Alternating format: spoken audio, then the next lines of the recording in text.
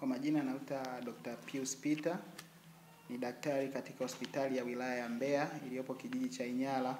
Siku ya leo tarehe 19 mwezi wa 6 majira ya saa 4 asubuhi tumepokea majeruhi 7 walionusurika katika ajali iliyotokea eneo la Inyala hapa Mbeya, ambayo ilihusishwa na Costa iliyokuwa inatokea Mbeya mjini kuelekea Dar es Salaam ikiwa imebeba mashabiki wa Yanga African pamoja na gari ndogo aina ya Land Cruiser.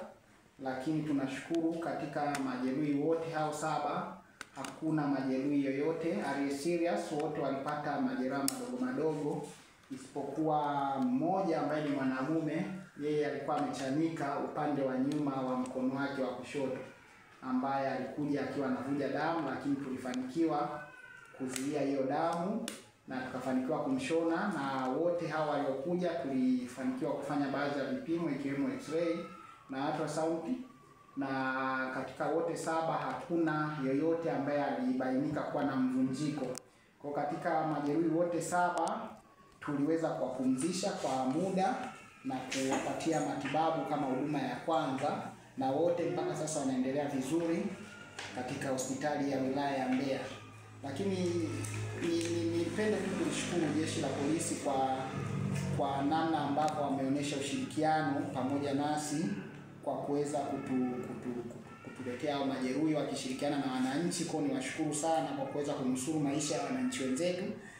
Issue ya pili, nipende kutoa rai tu kwa mashabiki, na sio mashabiki tu, na raia wote ambao wanatumia hii barabara ijulikanayo kama Tazama, barabara main road ya kutoka Tanzania kuelekea Zambia inayopita jijini Mbeya. Kwa haya maeneo ambayo yanakuwa ni maeneo hatarishi, wajaribu kuongeza tu uangalifu ili kuepusha haya madhara ambayo yanaweza yakatokea.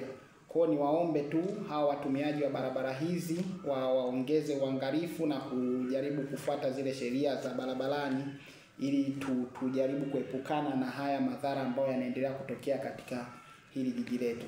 Asanteni. Sawa. Mwisho kabisa, matumaini yenu kwa majeruhi wote ambao wamefika kwenye hospitali yenu, labda baada ya muda gani watakuwa sawa na watafanikiwa kutoka? Okay, kwa majeruhi wote ambao wamefika hapa hospitalini kwetu, wengi kama sio wote 7, tutategemea leo jioni baada ya kuwapumzisha tutawaruhusu waweze kuendelea na safari na wengine warudi majumbani. Shukrani sana. Asante sana.